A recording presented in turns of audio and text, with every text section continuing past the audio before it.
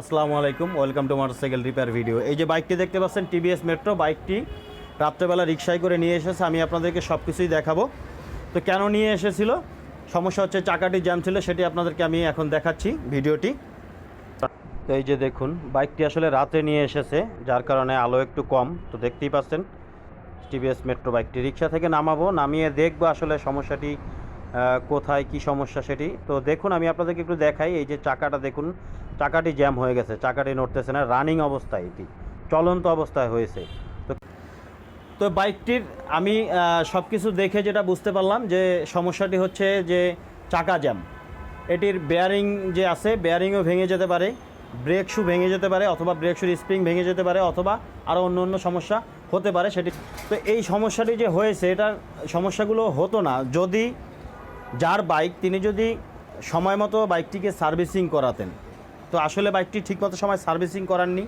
এবং আরেকটা জিনিস, সার্ভিসিং ছাড়াও যদি বাইকটি সপ্তাহে একদিন যদি বাইকটি চেক করাতেন কোনো ওয়ার্কশপে গিয়ে 5 মিনিট সময় দিয়ে। কারণ জানেন যে যারা আমরা বাইক চালাই, বাইক আমাদের খুবই প্রয়োজনীয় একটি জিনিস, আমার বাইক ব্যবহার করে তাদের কিন্তু বাইক ছাড়া চলতে একটু অসুবিধা হয়, কষ্ট হয়।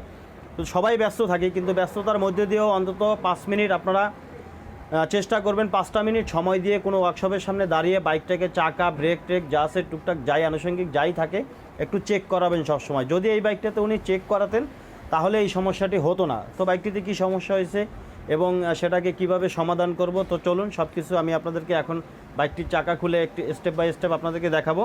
তার আগে ছোট্ট একটি রিকোয়েস্ট, যারা চ্যানেল নতুন অবশ্যই চ্যানেলটিকে সাবস্ক্রাইব করবেন, পাশে থাকা বেল আইকনটি ক্লিক করে দিবেন। তো চলুন ভিডিওটি শুরু করা যাক।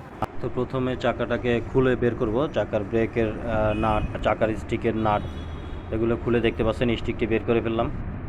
তো এখন চাকার যে ব্রেক হবস থাকে সেটাকে বের করলাম। দেখুন এই যে এটার ভিতরে একটু দেখুন, এই যে গুঁড়ো যে ভাঙা রিংটি যে ঘষা লেগে, যেহেতু অ্যালয় রিং, এই যে ঘষা লেগে ভেঙে গুঁড়ো গুঁড়ো হয়ে গেছে ভিতরে। এই যে দেখুন বেয়ারিংটি নড়তেছে। তো আমি ভালোভাবে বের করে আপনাদেরকে দেখাই। এই যে দেখুন বেয়ারিংটি নড়তেছে। চাকাটাকে আমি বের করে আপনাদেরকে দেখাচ্ছি যে বেয়ারিংয়ের যে গ্রুপ থাকে, এখানে চাকায় দুটি বেয়ারিং থাকে। এই যে দেখুন বেয়ারিংটি কীভাবে নড়তেছে। তো এভাবে আসলে এই যে দেখুন, এভাবে এত ফ্রি থাকবে না, এই বেয়ারিংগুলো ফ্রি বের করা যাবে না। বেয়ারিংগুলো বের করতে হবে, অনেক জ্যাম থাকবে, এগুলো বের করতে অনেক কষ্ট হয়। এগুলোতে শ্রেণী দিয়ে, এগুলো হাতুড়ি দিয়ে বের করে, টোকা দিয়ে দিয়ে বের করতে হয়। তো দেখুন এগুলো একদম ফ্রি।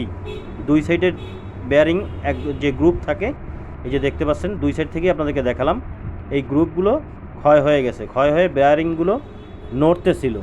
এটা আগে থেকেই সমস্যা ছিল, উনি বাইকটি চেক করাননি, যার ফলে এটা ধরা পড়েনি। যদি আগে চেক করাতেন তাহলে এটাকে ঠিক করে ফেলতে পারতেন, তাহলে এইভাবে চাকাটি রানিংয়ে জ্যাম হয়ে যেত না।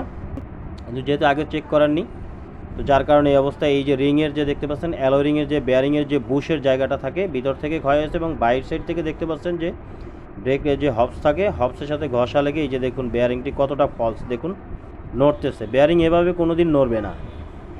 এটা যে অবশ্যই আপনারা ডাবল স্ট্যান্ড করে যখন চেক করবেন, চাকাটাকে নাড়াবেন, তখনই দেখবেন যে চাকাটা যদি খারাপ থাকে বেয়ারিং, তখন চাকাটা নড়বে।